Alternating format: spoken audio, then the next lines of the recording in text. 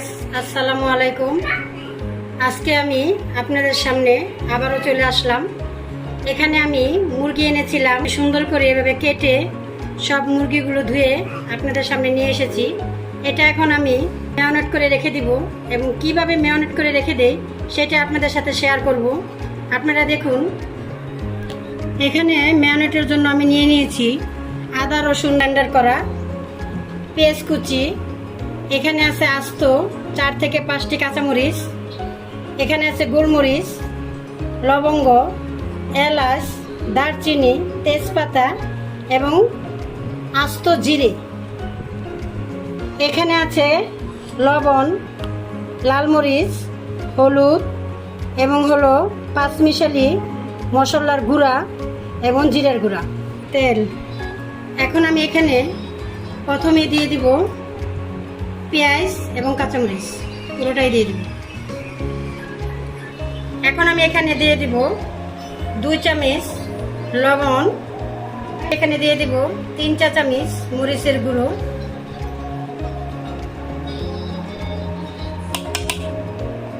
এখন আমি এখানে দিয়ে দিব 2 চামচ হলুদের গুঁড়ো, 5 মিশালি মশলা 1 চা চামচ, জিরার গুঁড়া 1 চামচ, আদা রসুন ব্লেন্ডার করা পুরোটাই 3 চামচ অনুযায়ী। এখানে আছে তেজপাতা 3 থেকে 4টি আমি ছিঁড়ে নিয়েছি এবং এলাচ, দারচিনি 5 থেকে 6টি, গোলমরিচ, লবঙ্গ। জিরাটা আমি রেখে দিব, জিরাটা আমি কিভাবে দেই সেটাই আপনাদের সাথে পরে শেয়ার করব। এখন দিয়ে দিব তেল পরিমাণ মতো, এতটুকু তেল পরে আবার দিব। এখন এটা আমি সুন্দর করে হাত দিয়ে সুন্দর করে এটা মাখিয়ে নিব। দেখুন গাইস, আমার মাখানো শেষ। এখন এটা আমি আধা ঘন্টা রেখে দেবো রেস্টে।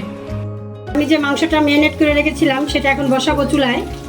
আমার আধা ঘন্টা হয়ে গেছে। এখানে আমি একটা পাতিল বসিয়ে দিয়েছি, গরম হয়ে গেছে। এখানে আমি দিয়ে দিব পরিমাণ মতন তেলটুকু যে রেখেছিলাম ওইটুকু। যে জিরাটা আমি দেখিয়েছিলাম, এই জিরাটা আমি এখন এই গরম তেলে দিয়ে দিব। গাইস, আমার জিরাগুলো সুন্দর ভাজা হয়ে গেছে। এখন আমি এখানে দিয়ে দিব ম্যারিনেট করা মাংসগুলো সব। চুলার আঁচটা আমি এখন একটু বাড়িয়ে দিব, সুন্দর করে একটু নেড়ে চেড়ে দিব। এভাবে করে পুরো মাংসটা আমি সুন্দর করে নেড়ে নেব। এখন আমি এটা সুন্দর করে নেড়ে চেড়ে দিয়েছি। এখন একটু রেখে দিব কষানোর অপেক্ষার জন্য। দেখুন গাইস, আমি মুরগিটা কষানোর জন্য রেখেছিলাম, কি সুন্দর কষানো হয়েছে। আপনারা দেখতেই পাচ্ছেন কি পরিমাণে তেল উঠেছে। এখন এখানে আমি দিয়ে দিব আস্ত 7 থেকে 8টি রসুন।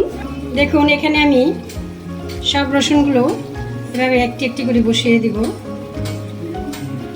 এখন এখানে আছে কাটা টমেটো, আপনারা চাইলে আস্তেও বসিয়ে দিতে পারবেন, দেখতে সুন্দর লাগবে।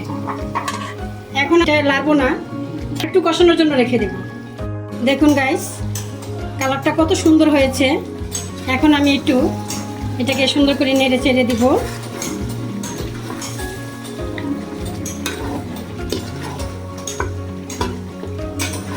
গাইস, আপনারা যদি চান তাহলে এই কষানিতেই আপনারা খেতে পারবেন। পরিমাণ মতো দিব, বেশি দিব না।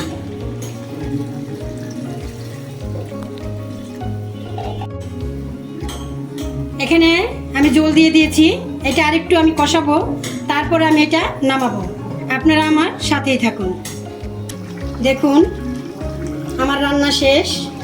যতটুকু জল রাখতে চেয়েছিলাম অতটুকু আমার রাখা হয়ে গেছে। আমি আর শুকাবো না, আপনারা চাইলে শুকাতে পারেন। আমার রান্না শেষ। এখন আমি শেষে দিয়ে দিব ধনিয়া পাতা কুচি করে রেখেছিলাম। ধনিয়া পাতা কুচিটা আমি এখানে সুন্দর করে মিক্স করে দিব। আপনারা এইভাবে রান্না করে খেয়ে দেখবেন, কত সুস্বাদু হয়। আমার রান্না কমপ্লিট। দেখুন গাইস, আমার রান্না পুরাই কমপ্লিট। আমি সুন্দর করে পরিবেশনের জন্য এখানে প্লেট সাজিয়ে নিয়েছি। আপনারা দেখুন রান্না কেমন হয়েছে, আপনারা অবশ্যই আমাকে কমেন্টে জানাবেন, এবং রান্না যদি সুন্দর হয়ে থাকে অবশ্যই আমাকে লাইক, কমেন্ট, শেয়ার করবেন। শুরু থেকে শেষ পর্যন্ত আমার সাথে থাকার জন্য আপনাদেরকে অশেষ ধন্যবাদ। আসসালামু আলাইকুম।